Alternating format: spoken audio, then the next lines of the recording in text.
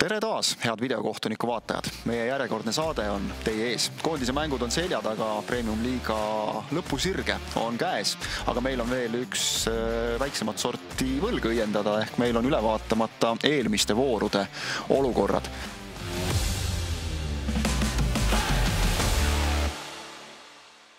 Karistusalas juhtus jälle palju asju, oli küsimusi värava saavutamise eelnenud võimalike vigade osas. Karistusalas tõesti siis, nagu teame, kui seal midagi tehakse, siis tihti on küsimus, kas tuleb penalti või ei tule. Ja ka punaste kaartide osas on meil natukene rääkimist. Seda aitavad mul seekord siin teha Hannes Kaasik. Tere jälle.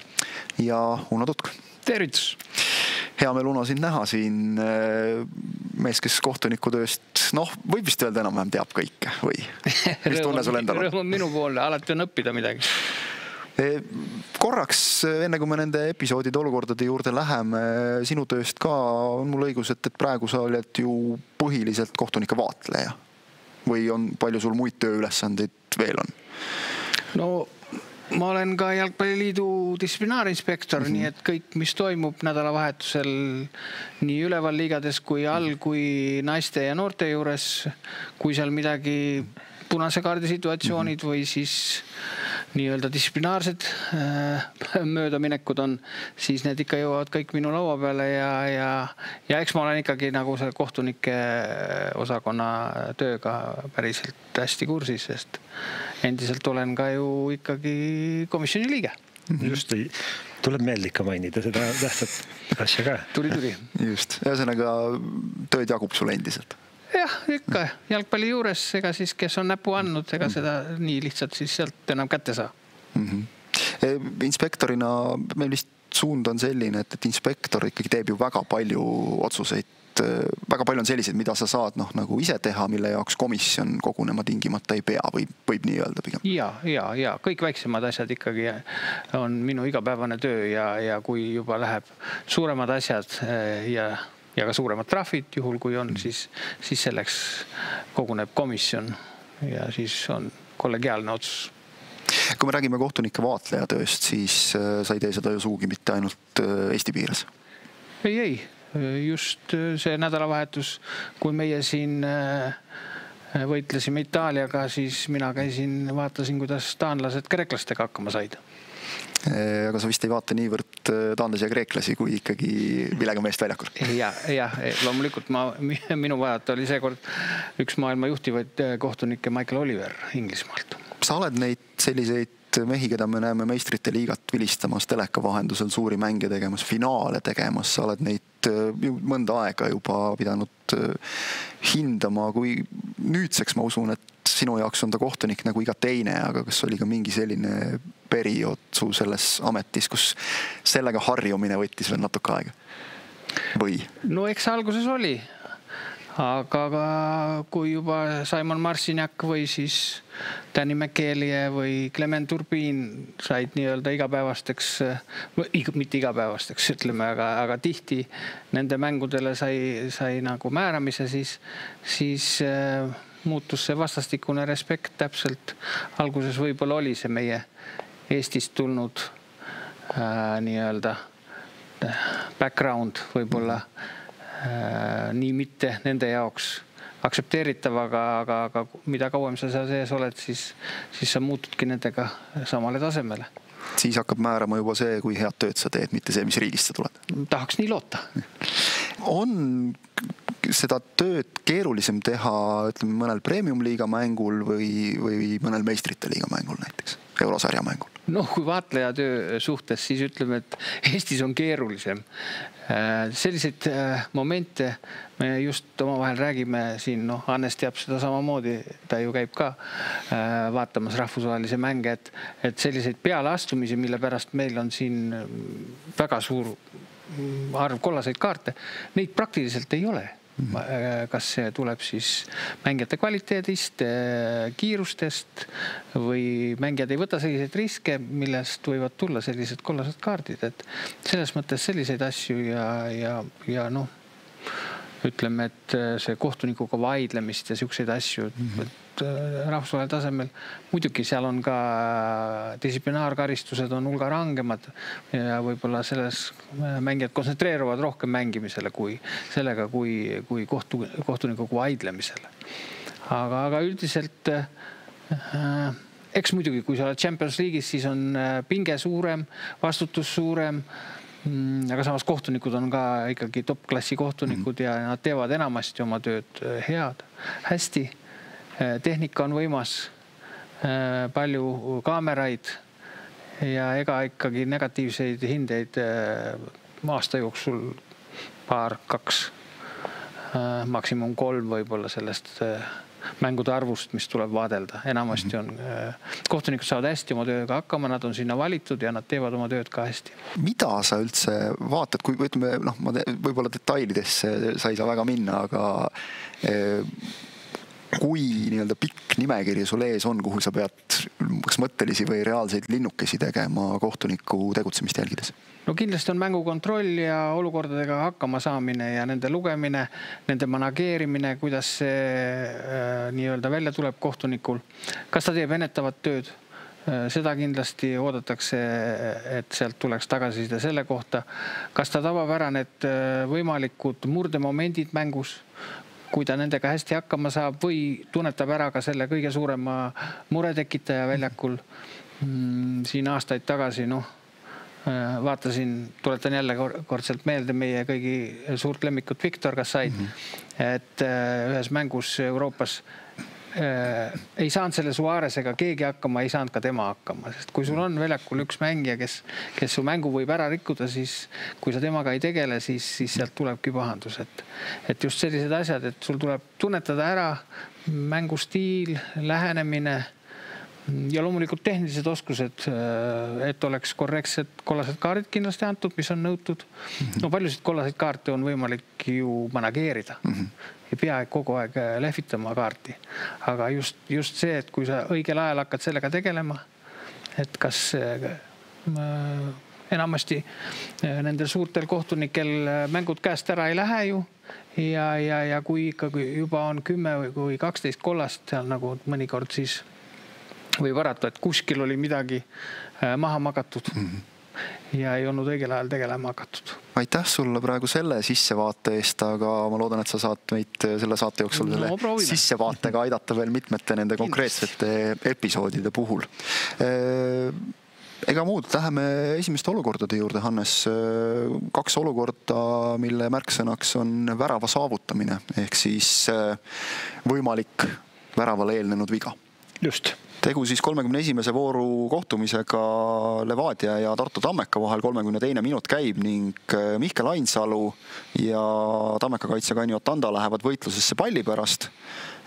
Jätku olukorrast Levadia ründaja Vendel lööb värava, aga siit olukorrast võetakse Ainsalule ikkagi viga, seda siis Varri abiga ja peakohtunik Rasmus Maalin selle värava lõpuks tühistab. Siin me näeme seda vaidlusalust olukorda, sellele tegelikult oli eelnenud selliseid üks mängija tõukab teise pikali olukordi õige mitu, ehk et siin kiret lõid lõkkele päris kiiresti.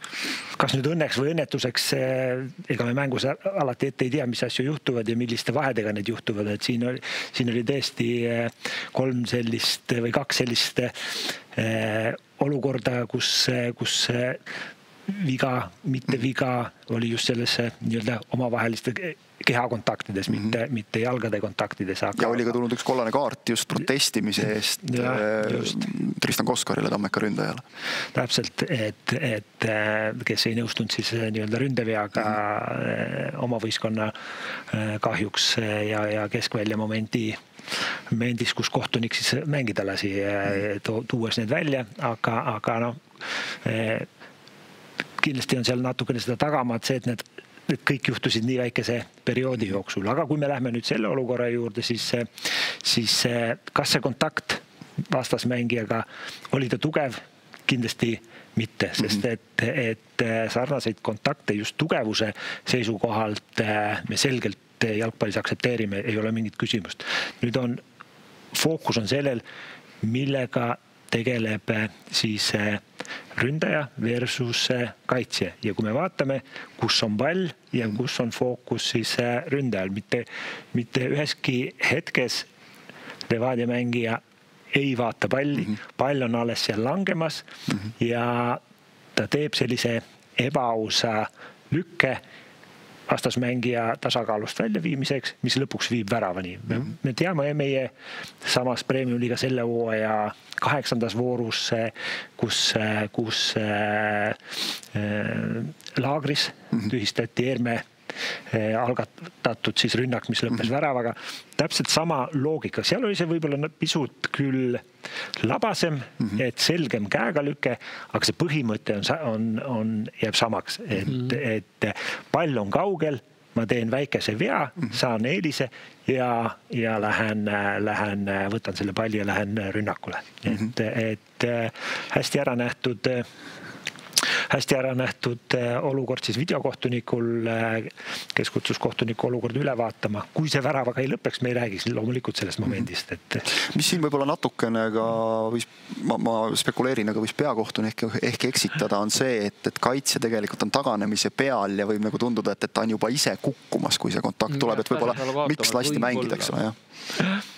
Just. Aga jah, kui niimoodi vaadata seda tõesti, et kuna kaitsemängija ei vaata palli üldse, siis saab see natuke või kõvasti selgemaks. Absoluutselt oleks olnud Levadia mängija teistpidi, vaadanuks palli poole, teinud selle kehakontakti, saanud selle palli enda valdusesse, selgelt aus võitlus. Läheme järgmise olukorda juurde. See on samuti seotud Levadiaga ja seotud võitlusega. Just. See on siis järele peetud 23. vooru kohtumine Flora ja Levadia vahel, seal käib 39. minut. David Andreas viib Flora 2-0 juhtima, aga eelnenud olukorras Nikita Mihhailovi ja Tanel Tammiku kontakt on see, mida siin vaadatakse. Varr seejuures saadab peakohtuniku ekraani juurde, aga Karl Koppel oma algse otsuse jätab jõusse. Kui me vaatame seda olukorda lähemalt, siis millele tasuks rõhku panna, on see, et kas võimalik rikkuja, kas ta teeb mingisuguse ürituse.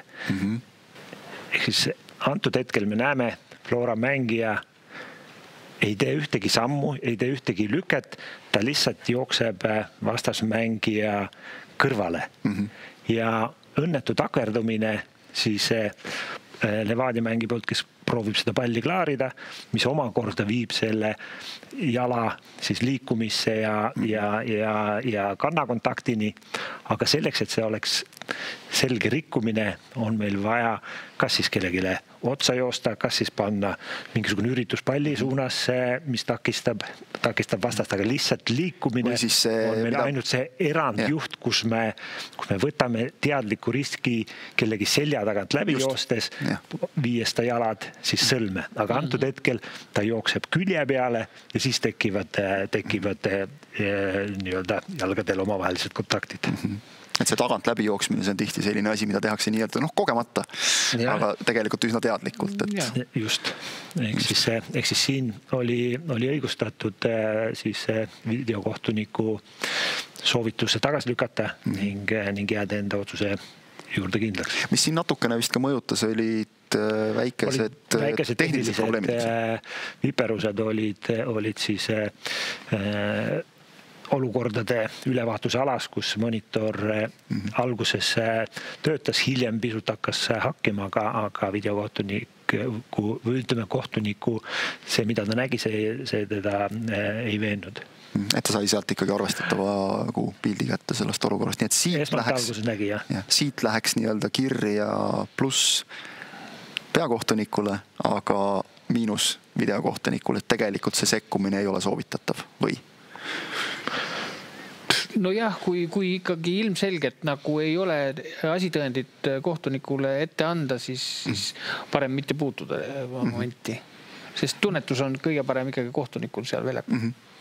Ja kui kohtunik, kes tegelikult nagu siit oli näha seda olukorda suhteliselt hästi nägi, eks ole, siis jättis sealt vilistamata, siis pigem jääda selle juurde, mida me ju ka vist tahame tegelikult, et see hoiaks seda mängutempot. Ütleme, ega meil on ka väga palju olukordi, kus kohtunikul on ideaalne vaade, aga otsus on ikkagi, et tule vaata üle, palun. Ja tihtipeale ka selgub, eks ole, et ja oligi väga vaja. Võib selguda mingi nüanss, mida ikkagi väljakul ju ei märganud. Et me siin võime neid selliseid suumitud stop-kaadreid vaadata, eks ole, ja ühe ja teise nurga alt kohtunikul seda vaatepunkti ei ole, eks ole. Sellised 2 olukorda siis seotud värava saavutamisega saame minna edasi penaltite juurde. Alustuseks Transi ja Paide kohtumine, 30. voorus 10 minutit mängitud, Paide nurgalöögi järel Martin Milleri pealöök tabab Josué Toke kätt, peakohtunik Jonas Janovits seda siin nurgalöögi olukorras esialgu ei märka, aga VAR kutsub ta ekraani juurde ja tegelikult seal otsus tuli suhteliselt kiiresti. No, esmapilgul mulle tundub selline lihtne otsus, käsi kehast eemal, löök tabab palli, see, et kohtunik kõiki asju seal meeste summas ei märka, seda ikka juhtub, aga siin on hea näide sellest, kuidas VAR näeb asja kohe ja kiiresti ära. Jah, aga iseenesest, kui me selle nüüd mängima paneme ja vaatame kohtuniku positsiooni, siis me ootame, et need otsused võetakse meil väljakul. Loomulikult kõik asjad käivad kiiresti, penalti on suur otsus, aga selleks nad seal on, et teha neid nõutud otsuseid. Et loomulikult jälle videokohtuniku korrektne sekkumine ja see on see nüüd, mis me just eelmiste olukorra juures rääkisime, et sinu ees ja tule vaata üle ja see oligi täpselt siis selline olukord, et siin on nagu väga selgesti näha jälle, et kaitsja liigub lööki blokeerima, ta ei jõua seda palli pärast võitlusesse minna ning teeb ennast suuremaks. Käsi on keha ees üles tõstetud, olgugi, et ta on kõverdatud, ta teeb siiski kehapinda ja loomulikult suuremaks ja tegemist on rikkumisega. See, et see löök tuleb lähedalt, see ei ole kuidagi Narva mängijale üllatuseks. Ehk siis ta teab, kus see pall on kaarega tulemas, on kohe vastasmängija, kes hakkab peaga lööma, juba sinna ette hüpates peab ta sellega arvestama, et sealt võib peale löök tulla. Ja see tähendab seda, et sa võtad riski, kui sul on käed eemal. Me jõuame ühe sarnase olukorrani veel, aga vist see on üks selline nagu jällegi üsna levinud eksiarvamus, et kui löök tuleb lähedalt, siis see justkui nagu vabastaks kaitsja vastutusest. Päris nii see ikkagi ei ole, just selliste käega mängude puhul. Ja pigem mitte, jah, ikkagi arvestada tuleb käte asendit ja nende naturaalsust. Vahel võib see olla lähedalt, isegi suurem distants võib olla sul üllatuslik ja kus sul pall väga selgelt kuskilt muudab suunda või oma mängija lööb palli klaariks ja sul on käed kehast eemal. Võib ka selja tagant tulla ja ta ei tea üldse. Just kõik sellised leevendavad asjaolud, aga praegu meil on selgelt pall on siis Paide mängijate valduses, kes on suunaga värava suunas ja ei mingit üllatust. Ja kui siin vaadata võib-olla mängijat kritiseerida, siis mulle tundub, et ta nagu pöörab pea ära, paneb silmad kinni, ehk ta väga nagu ei vaata ka, kust see pall täpselt tuleb, et pigem on see selline mängija poolne eksimus. Jah, aga ei pööra oma kätte asendile tähelepanu. Just, et pigem see on nagu mängija poolne hiljaks jäämine ja eksimus selles olukorras. Võime siit minna järgmise olukorra juurde, kus meil on ka tegelikult samasugune käega mäng karistusalas. 31. voor, see on Nõmme Kalju-Pärnu Vapruse kohtumine, 79. minut ja Kalju ründaja Enrique Sono siin üritab senderdada värava ette, pall tabab Pärnumehe Virgo Valliku kätt ja sisuliselt sama olukord. Kristo Küljastinen saadetakse ekraani juurde, vaatab seal kordusi, määrab penalti. See põhjustas natukene rohkem poleemikat ja vist just seetõttu, et üks nii-öelda argument oli jällegi see, et nii lähedalt ja teine oli see, et millist osa käest see pall tabab. Räägime selle natukene lahti. Jällegi, kas see pall tuleb mängijale, kaitsemängijale kuidagi üllatusena. Meil on pikk tsenderdus, meil on mängija, kes vaatab palli, ta ei ürita seda kuidagi peaga mängida ja ta teeb hüppe. Hüppe milleks? Et blokeerida palli, mis siis ründaja soovib väravale tagasi mängida ja hoiab oma käed hüppe, siis seda tehes hoiab oma käed nagu hoiab oma käed väga selgelt kehast eemal. Me võime sinna käe ja keha juurde ligi 90 kraadise nurga tõmmata, ja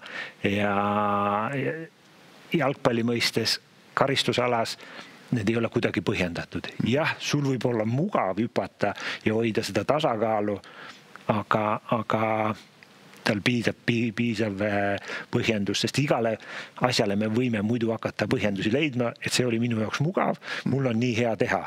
Et ei, meil käed on väga suure tähelepanu all ja eriti kaitsja poolt, kus ta ei saa endale sellist luksust lubada.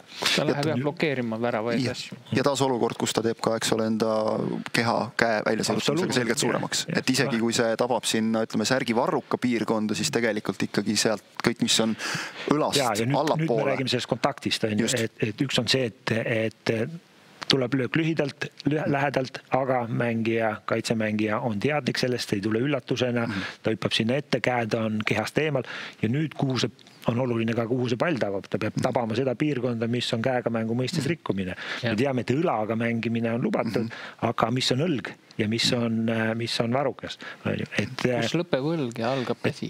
Et kui me näitlikustatuse keeruline sõna, et kui me näidisena teeme siis ette, et kui sa paned siit kas või mingi pulga või midagi omale, mul on siit kohtuniku lipp on väga hästi võtta, et kui sa paned selle omale siia kaenlauku, siis mõtteline joon teisele poole, kus ta jääb, ongi see osa, millest ülesse on õlg ja alla on järelikult juba see osa, millega sa ei tohi, ehk siis küünar, vars ja õlavars on su tegelikkuses käega mängu rikkumised. Ja kui me praegu seda kaadrit vaatame, siis see pall on... Ei ole mingit küsimust, ei ole tegemist odava penaltiga, ei ole tegemist vaieldava penaltiga, tegemist on väga selge penaltiga, mis jalgpallis vajab sekkumist, kui väljaku kohtunik seda ei näe.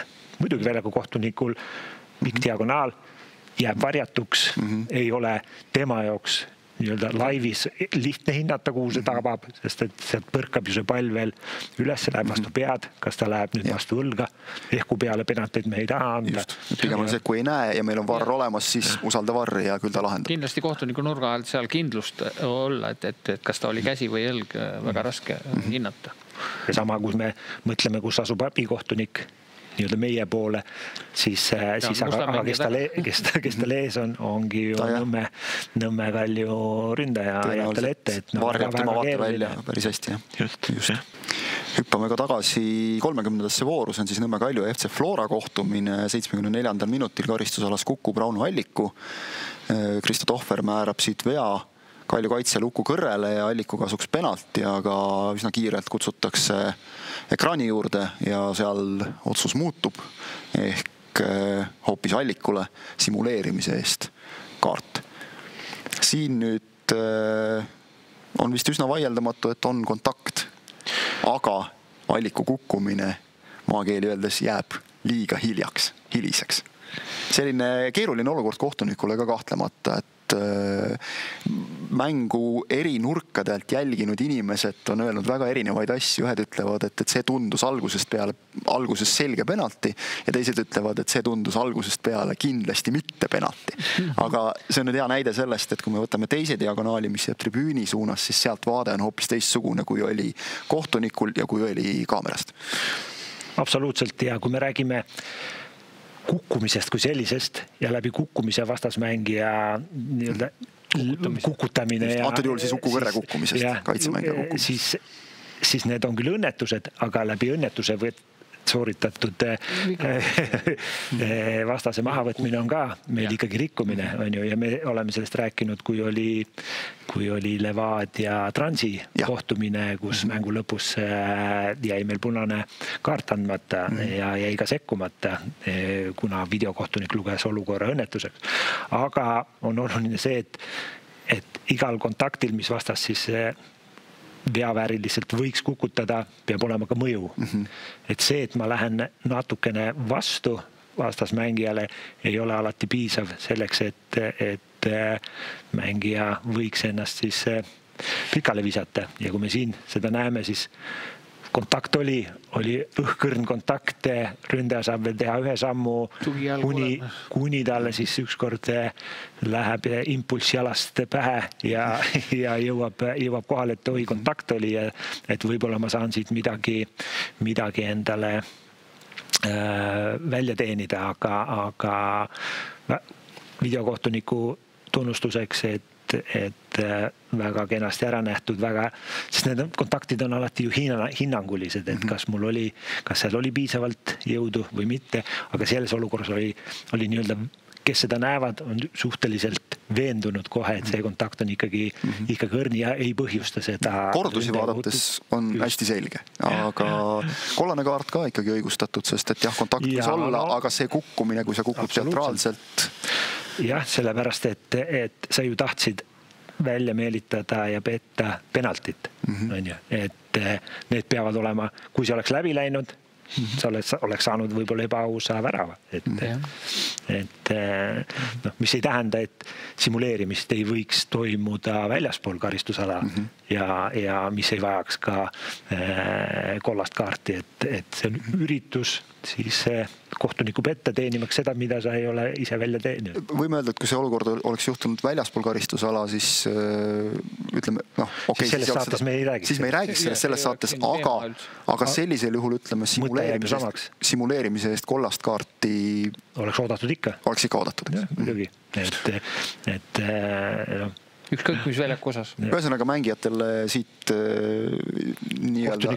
naljaga pooleks juhis, et kui kukud, siis kuku kohe. Aga kohtuniku petta ei ole ikka ilus. Kas nüüd just nii? No vot, seda ei ole öelnud. Seda on mina öelda.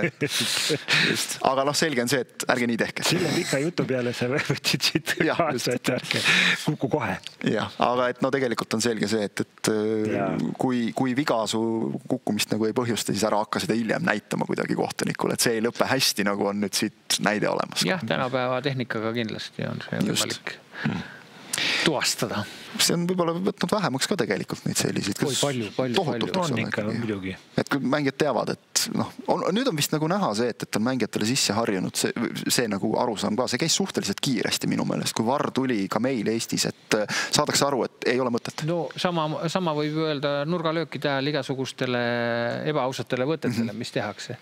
Kui see on ikkagi kaadris selgelt näha, kas või see väga levinud nii-öelda küünarnukiga väikene ribidesse panemine teisele, et kui see kinni püütakse ja see pall tuli just täpselt sinna sellele mehele, kes oleks seda mänginud, siis võib järgneda väga karm karistus, nagu teame. Ja penalti on ju karm karistus. Ja neid näiteid on olnud ka, kus unustatakse ennast. Just. Et jah, see on võib-olla asi, mida me näeme, eks ole, neid VAR-otsuseid, aga et tegelikult see on see VAR-i efekt, mida me võib-olla niimoodi mängu käigus ei märka isegi tingimata. Ja see on selline kaudne positiivne tegur, mis on muutnud seda mängu puhtamaks. Ja eriti ka mänguvälised situatsioonid, kui kõigi pilgud on juba ja suunatud hoopis teisele, siis ikka on miski kaamera, mis jälgib veel endiselt, mis toimub. Eriti, eks ole, mitte, Eestis meil on ka juba kaameraid päris palju, mis enamik asju püüavad kinni, aga eriti ütleme sellises suures jalgpallis, kus märkamata jääb. Ja kui see pall on ühes otsas ja teises otsas tehakse viga, mängi on pikali maas, meil on kindlasti on üks kaamera, mis selle kinni püüab ja me saame selle põhjuse teada, et meil on neid näiteid olnud. See on väga harvad juhud, kui seal midagi siis märkamatuks jääb. Eks ta peab olema võib-olla juba väljaspool väljakut natukene. Ja lisan ka, et on takkajärgi karistusi määratud. Jah, ka seda jah, just see. Sinu lauale jõuab see asi, on jõudnud ka minu lauale. Kui ka mängu käigus ei nähta.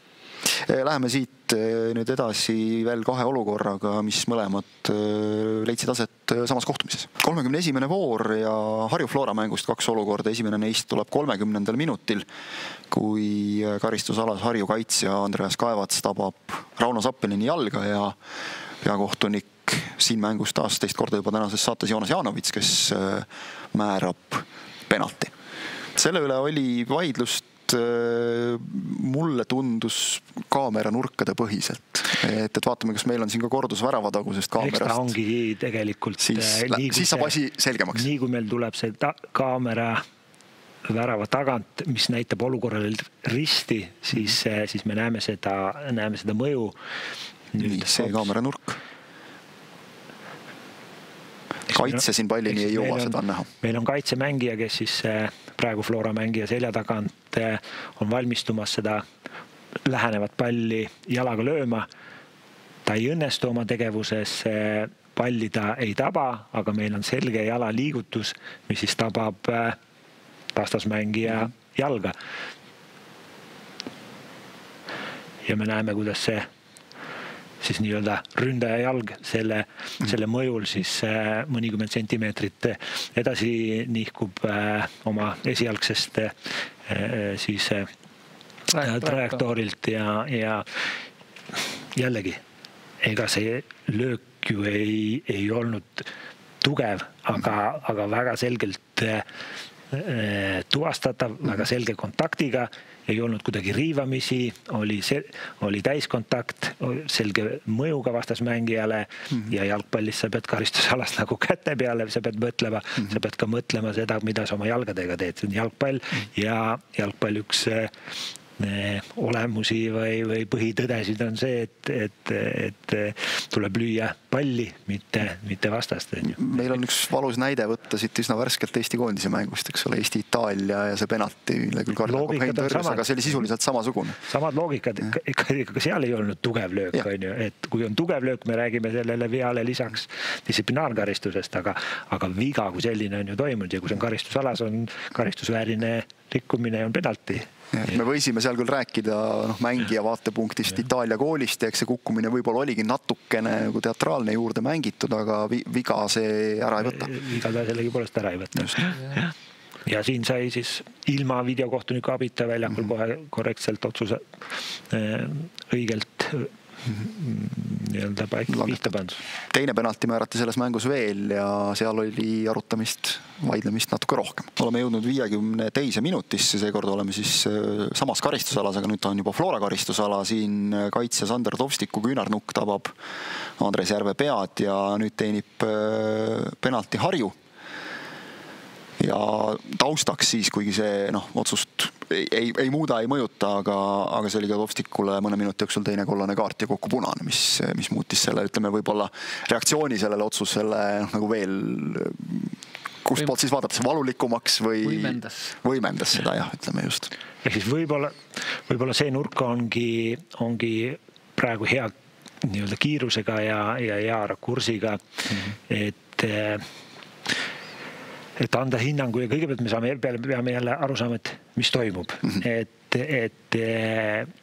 ühelt poolt meil on käte liikumine, meil on tabamine vastasmängijale näkku, mis 1+1 paned kokku, on jalgpall ootab sellistes kohtades väga palju ju kollaseid kaarte ja rikkumisi, nii penalteid kui karistuslööke, aga nad peaksid jääma võitlustesse palli pärast.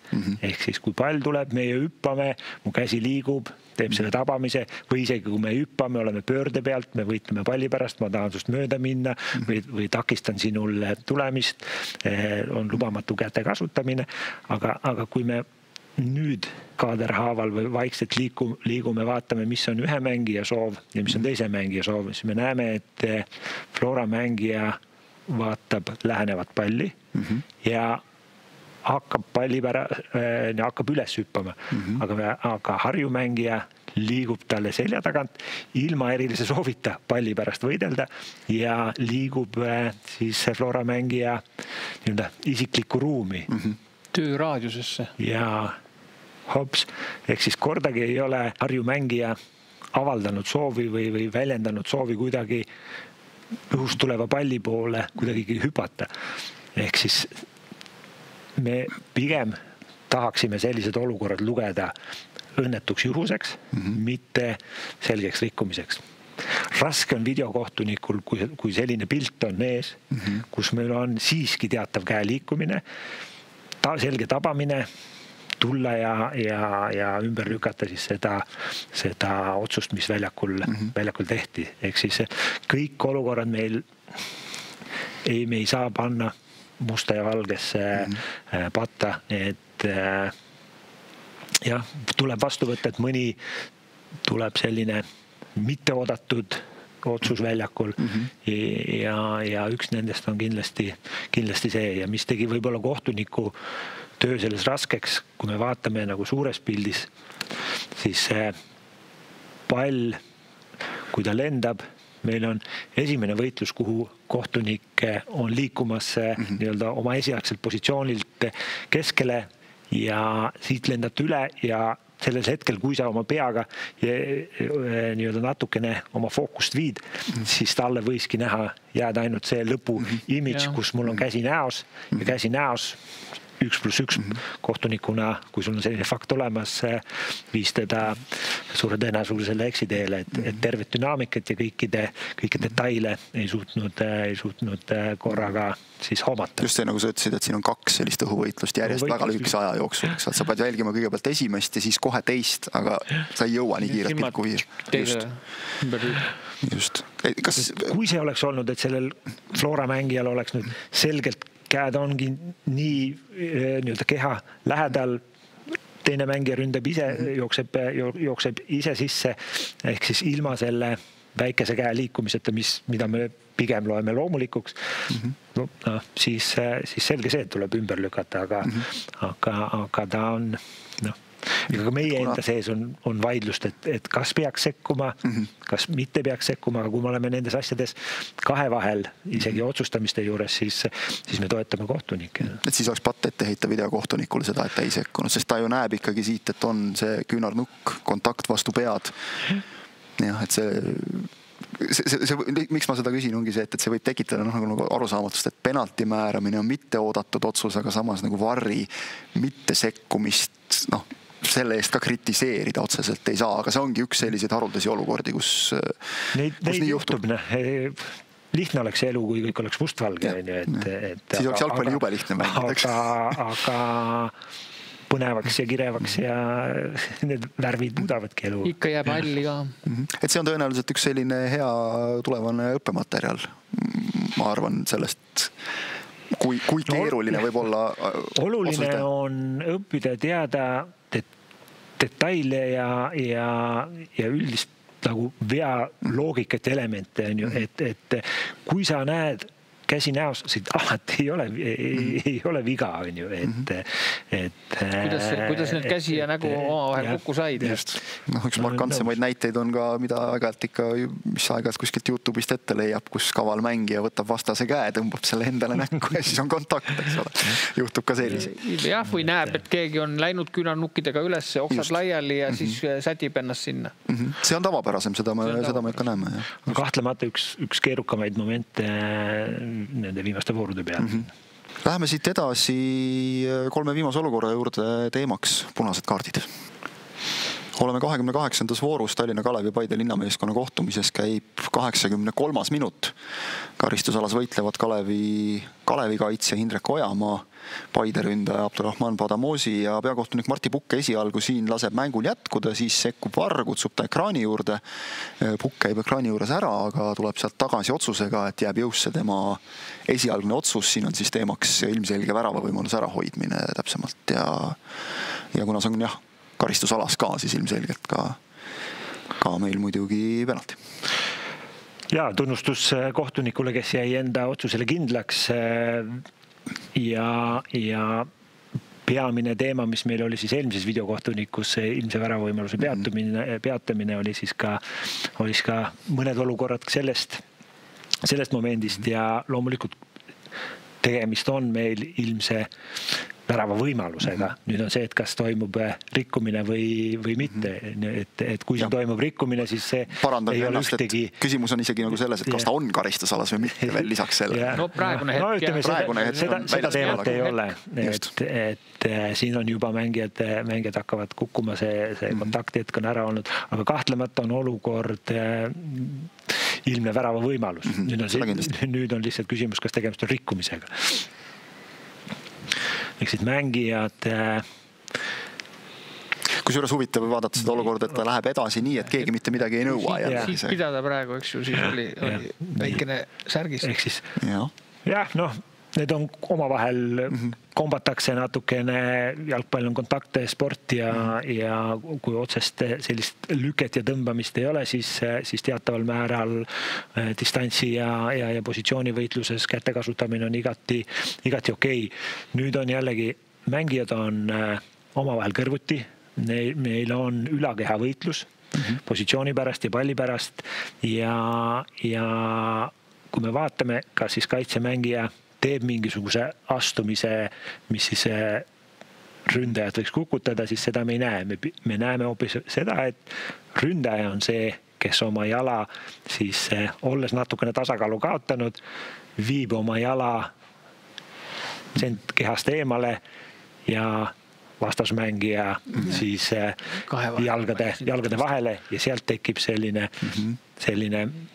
nii-öelda siis põhjus, miks mängijad kukuvad. Nagu sa ütlesid, peakohtunikult hea otsus. Suurepärane, aga videokohtunik oleks pidanud selle loomulikult suutma ise ära tuvastada, nähes dünaamikat, pannes jälle fookuse sellesse, mida teeb võimalik rikkuja. Üldjuhtudel on see kaitsja, keda me seal alati hindame. Meil oli esimene klipp, kus me pidime ründajat küll hindama, aga üldjuhul kogu aeg väljakul kohtunik peab olema fokusseeritud kaitsja tegevusele, mida ta teeb ja milline on tema dünaamika tegevus, astumine ja nii edasi. Siin on ju potentsiaalne kontakti tekitaja on ründaja ise, kes tekitab, kui keegi mäletab Lipartovit, Narva Transi mängijat, kelle jooksusammingud olid ju, kui tema lähedusse sattus kaitsemängija, siis see jalg ja kaitsemängija said enamasti kokku, sest Lipartovi jalad käisid välja nagu liigendnoad ja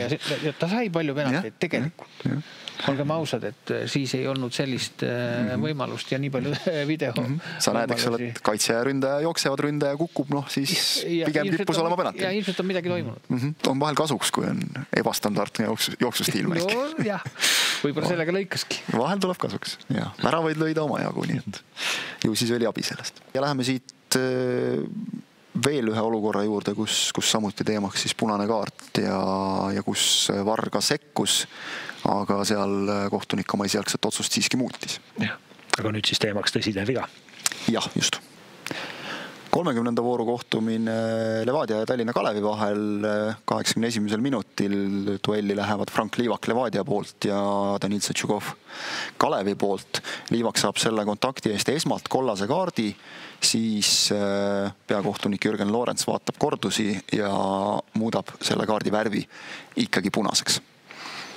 Tundub ka jällegi selline väga keeruline olukord, siin ka heideti natuke võib-olla ette seda, et otsuseni jõudmine, otsuse muutmine võttis õige mitu minutit aega, aga kui vaatame, siis tegelikult on jälle see üsna tüüpiline keeruline olukord. Mõlemad mängijad lähevad kõrge jalaga palli peale ja kohtunikud peavad nüüd hindama, kumb jõudis ja kumb mitte. No nagu Kurro arvamustki näete, et tema otsus on hoopis teissugune. Ja, see ei ole üllatav. Lahtine pall, mida siis mõlemad mängijad kõrge jalaga mängida üritavad, sest et pall on ka meetri kõrgusel pluss miinus ja oluline nüüd on sellistes olukordades, et kes siis palli mängib ja kes keda tabab ja kuidas minnakse võitlusesse palli pärast. Me näeme, et siin tegelikult kumbki mängijatest seda palli ei taba.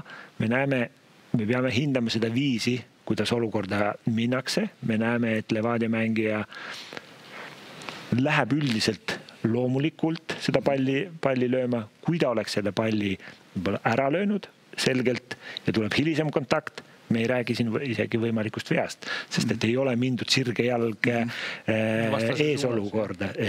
Tuletan jälle meelde, meil on sarnast olukorda siin olnud eelmistel hooaegadel, kus meil on väravaid tühistatud. Mida siin nüüd peab arvestama on see, et mängija siiski ei mänginud palli ja tema putsakorgid on vastase siis jalas, on ju, ja nüüd tuleb vaadata, kuhu see tabamine meil läheb ja kus toimub kontakt ning kui me siit liigume, me näeme, et see, olgugi, et see on see kontakti hetk nüüd, mis punase kaardi, selgeks punaseks kaardiks meie hinnangul on natukene vähe.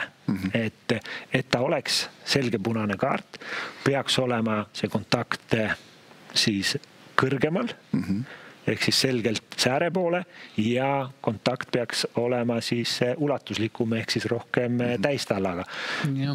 Me hindame selle selliselt või ametliku hinnanguna, siin on elemente mõlema otsuse kaaluks. Võime öelda, et kui kohtunik väljakul praegu on just, see, et ma olengi sinna poole teel, kui ükskõik kumb kaart see väljakul oleks tulnud, see oleks pidanud jääma igal juhul kehtima. On varrile nagu see, et mitte puutuda pigem. Antud dünaamikat, olukorda mineku viisi, kontakti kohta, kontakti olemust, seda kõike arvestades me leiame ühele poole ja teisele poole toetavaid fakte, argumente. Ehk siis taas selline, neid olukordi ikka tuleb ette, kus jälle tahetaks nagu seda, et on siis punane või ei ole, aga see on tõesti selline 50-50 olukord. See on 50-50 olukord ja kui me lähme täiesti algusesse ja vaatame seda laivina, siis miks ta ei võiks meile tunduda punase kaardina, on ju väljakul väga selgelt pall liigub sinna suunda, me ei näe palli liikumises selgelt nagu kiiruse muutust, et keegi oleks seda palli mänginud, meil on kõrged jalad, meil on kokkupõrge, me näeme mingil hetkel, kus on üks mängija läheb rohkem üles, teine tuleb tallaga, et väga keeruline täiskiirusel seda hinnata ja sa pead neid tunnetuse pealt, natukene kogemuse pealt need elemendid ja võimalikud asjad, mis siis võis juhtuda kokku panema selle pildipusle. No siin on ka näha, et väga tähtis sellisel, kui me räägime, et 4. kohtunik on ainult vahetuste jaoks, siis siin ta kindlasti ei saa olla ainult vahetuse jaoks, vaid siin ta peab ja saab olla abimees kohtunik. Ja oleme jõudnud viimase olukorrani. See tuleb jälle 28. voorust ja tegu taas tõsise veaga keskväljal seekord. Tammeka ja Vapruse kohtumine 33. minut ja David Epton, Tammeka poolkaitsja, hüppab keskväljal duelli Vapruse mehe Sander Kapperiga. Esialgu saab kollase kaardi, aga peakohtunik Karl Koppel käib ekraani juures varri soovitusel ja muudab seal kaardi punaseks. Tegelikult selline olukord, kus liiga palju kordusi ei ole vaja. Ei ole vaja, aga miks ta on huvitav? Tegelikult see on hetk, kus Tammeka mängija mängib palli. Kui eelmises olukorras meil oli see, kus mängijad, Levadia mängija ei mänginud palli. Nüüd meil on, ja me rääkisime, et see on niisugune piiripealne olukord, et nüüd meil on Tammeka mängija, kes mängib palli, aga meil on väga selge punase kaardi olukord. Kus see tuleb? See tuleb sellest, mis viisil sa sinna selle palli pärast võitlema lähed.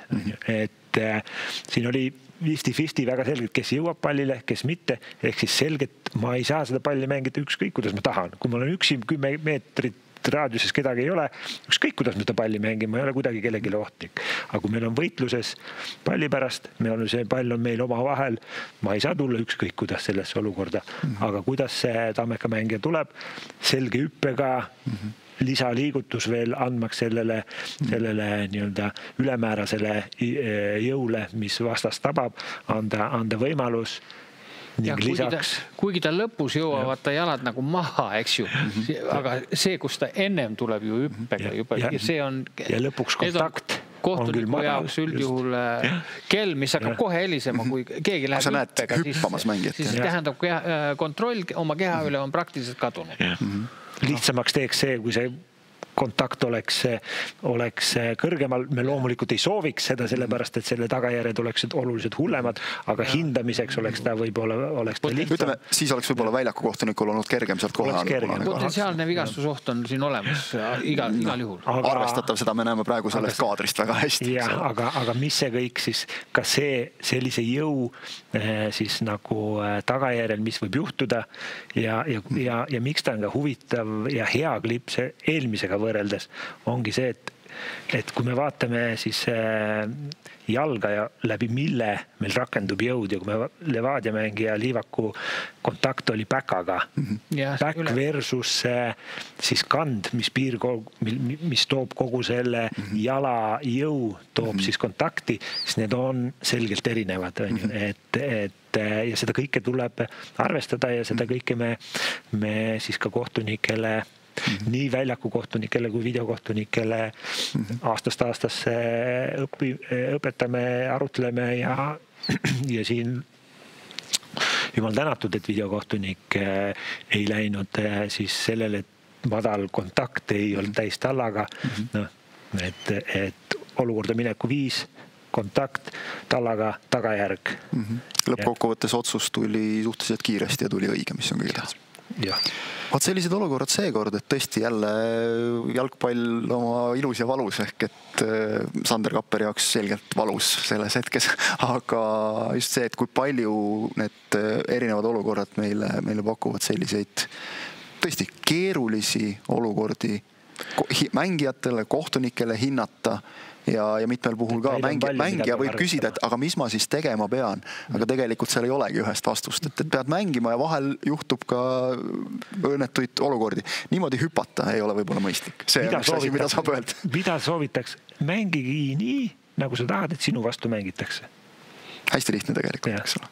Me õhtu lõpuks tahame ju kõik minna oma perede juurde tagasi ja olla terved ja teha igapäevased toimetusi. Ja see ei tähenda seda, et ei võiks mängida jõulist mängu, mida vahel kirutakse. On ju küllalt neid jalgpallureid, kes tulevad väljakult ära, ütlevad, et täna oli hea päev, kohtunik lasi mängida, aga siin ongi see, et ära ole vastasele ohtlik lihtsalt, siis sa ära ole ka endale ohtlik. Nii lihtne ongi. Täpselt nii. Vot, sellised jutud seekord. Aitäh, Uno, sulle tulemast.